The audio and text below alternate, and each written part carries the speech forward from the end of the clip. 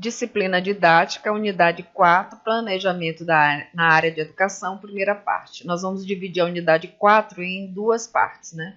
Na primeira parte, os tópicos dessa aula, definições de planejamento, etapas do processo de planejamento, ensinar exige planejamento, funções do planejamento, níveis do planejamento educacional. Na aula em PDF, nós apresentamos modelos de plano de ensino. E nesta aula nós vamos trabalhar a definição de planejamento, as etapas, as funções e os níveis de planejamento na área educacional. Definições do planejamento. Planejar é antecipar mentalmente uma ação ou conjunto de ações a ser realizada e agir de acordo com o previsto. É a base de uma ação sistemática, é a racionalização dos meios para atingir fins. Então, esses são conceitos genéricos de planejamento. Então, esses conceitos reafirmam o que é consensual sobre o planejamento, ou seja, que o ato de planejar é uma ação cotidiana do ser humano, que ao planejar o ser humano otimiza seu tempo e maximiza suas ações. Planejamos o nosso dia da hora que acordamos até o nosso descanso ao final do dia. Então, o planejamento é cotidiano. E na área de educação, o planejamento, mais que uma burocracia, é um instrumento que viabiliza que a escola cumpra sua função social, que seria socializar conhecimentos historicamente acumulados pela humanidade, repassar regras e condutas sociais e, acima de tudo, formar e instruir pessoas. E quais seriam as etapas do planejamento? Primeiro é compreender a situação, que seria o diagnóstico da situação, estabelecer o rumo para onde se vai, que seria escolher os objetivos e escolher o rumo, verificar a distância entre o desejado e o que temos, ou seja, refletir as reais possibilidades e dificuldades, definir o caminho, que seriam as ações, atitudes e comportamentos normais e normas, que seria estabelecer metodologias e estratégias a seguir, né? Então, nesse sentido, nós reafirmamos que o ato de planejar é um ato metódico, disciplinado e requer conhecimento técnico e científico da área que se está atuando. Então, quando eu falo essas etapas aqui, eu não estou me reportando apenas às etapas do processo de planejamento na área de educação, mas em qualquer área em que você esteja atuando, você precisa, para planejar, seguir essas etapas. Então, nesse sentido, na área de educação, é primordial a compreensão de que não podemos atuar de maneira irresponsável, amadora ou com improvisações. Na educação, planejar é primordial para o sucesso da ação pedagógica. A relevância do planejamento na educação é reforçada porque estamos falando de preparar indivíduos para atuarem conscientemente na sociedade. Então, ensinar exige planejamento. Então, o que Veiga fala sobre o planejamento? É analisar uma dada realidade, refletindo sobre condições existentes, é prever as formas alternativas de ação para superar dificuldades ou alcançar objetivos desejados. É um processo mental que envolve análise, reflexão e previsão. Então, planejar exige esses três princípios: analisar, refletir e prever. É o processo mental que envolve organizar todo o processo do ensino, toda a prática pedagógica. Você vai organizar toda a prática pedagógica. Então, é o processo de racionalização, organização e coordenação da ação docente, articulando a atividade escolar e a problemática do contexto social. Então, é a articulação entre os saberes historicamente construídos, os novos saberes, e as mudanças da sociedade no plano econômico, político, ideológico e cultural. Então, essas duas concepções de planejamento, elas estão interligadas e elas tratam o planejamento da mesma forma. É preciso racionalizar, organizar e coordenar a ação docente para que você obtenha sucesso. Funções do planejamento. A primeira função seria explicitar princípios, diretrizes, procedimentos do trabalho docente. Ao planejar, você define os princípios que norteiam, os princípios filosóficos, políticos e sociais que norteiam o seu trabalho.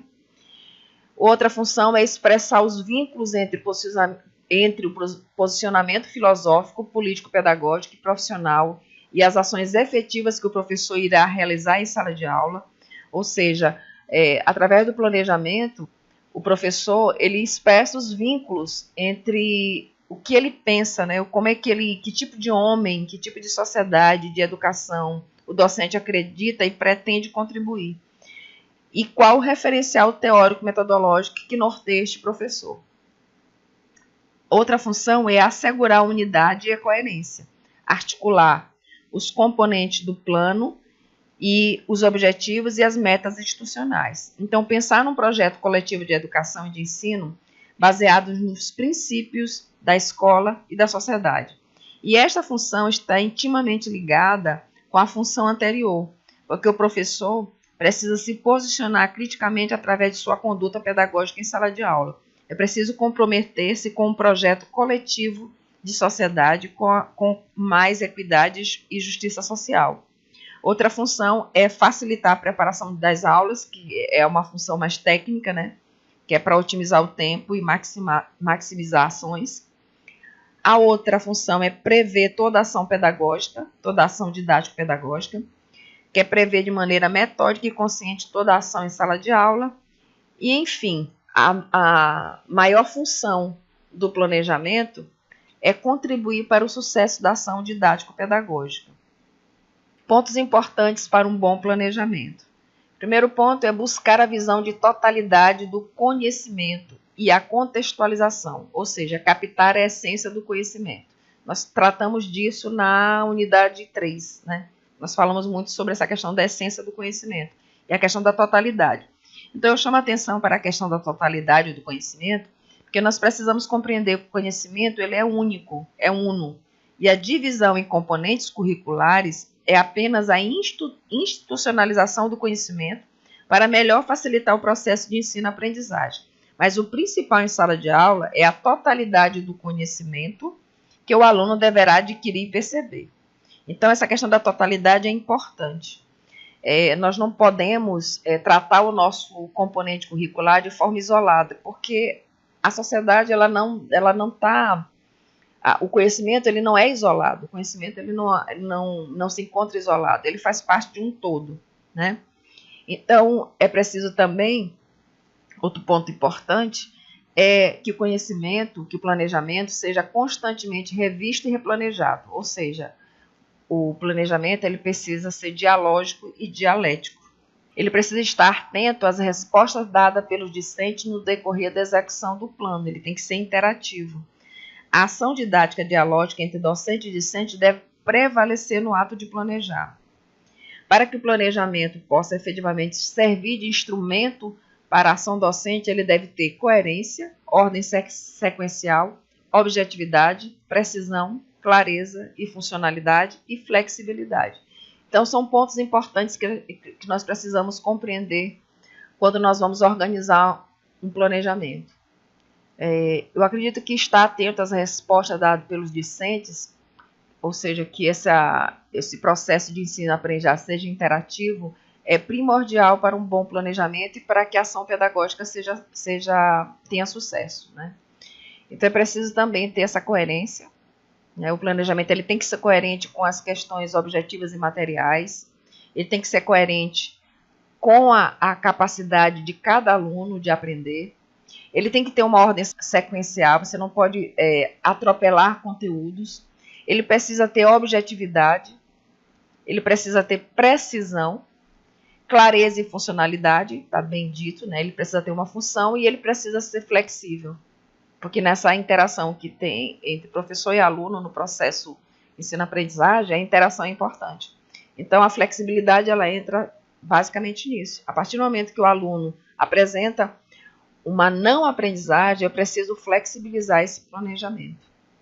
Níveis do planejamento educacional. Aqui nós vamos discutir rapidamente que o planejamento educacional ele não acontece somente no âmbito da sala de aula. Ele acontece no âmbito macro e vai até o micro. No âmbito macro, eu tenho o planejamento do sistema de educação. Esse planejamento ele é mais abrangente, incorpora e reflete as grandes políticas educacionais. Então, esse planejamento do sistema educacional são os planos plurianuais, os planos de educação, as diretrizes curriculares e é organizado pelo órgão maior do país e seguido pelas secretarias de educação no âmbito estadual e municipal. Então, o primeiro nível que nós vamos entender aqui é o planejamento do sistema educacional. Ele é emanado pelo Ministério da Educação, né? É um planejamento macro da educação do país.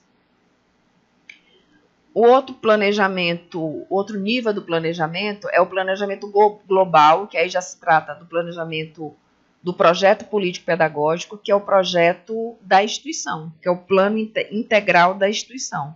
Compõe-se de marco referencial, diagnóstico e programação. E envolve as dimensões pedagógica, comunitária e administrativa. O projeto político-pedagógico é o planejamento estratégico da escola. É nesse planejamento que a escola vai definir o direcionamento da sua ação pedagógica, que vai definir a sua função. É nesse planejamento que se faz um diagnóstico sobre toda a situação da escola, de todos os envolvidos na escola, e através desse diagnóstico nós vamos programar objetivos e metas e estratégias para a resolução dos problemas encontrados na escola. Então, esse planejamento, o projeto político-pedagógico, ele é essencial, porque é ele que vai dar, digamos assim, o norte para a escola. Porque se não existe projeto político-pedagógico, cada professor trabalha de uma forma e a escola não atinge a sua função maior, sua função social. E ela envolve as dimensões pedagógicas, que nós vamos tratar de currículo, nós vamos tratar de métodos e técnicas de trabalho, nós vamos trabalhar concepções de educação, concepções filosóficas, políticos, sociais.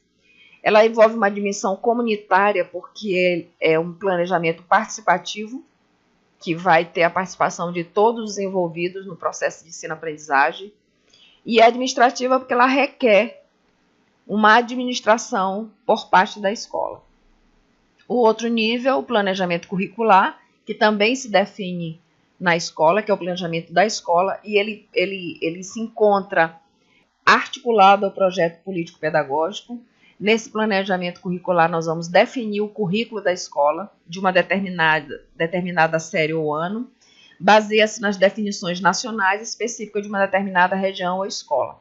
O planejamento curricular, entendendo o currículo como todas as ações que eu vou oportunizar na escola para que o aluno tenha acesso, o planejamento curricular ele é muito importante também.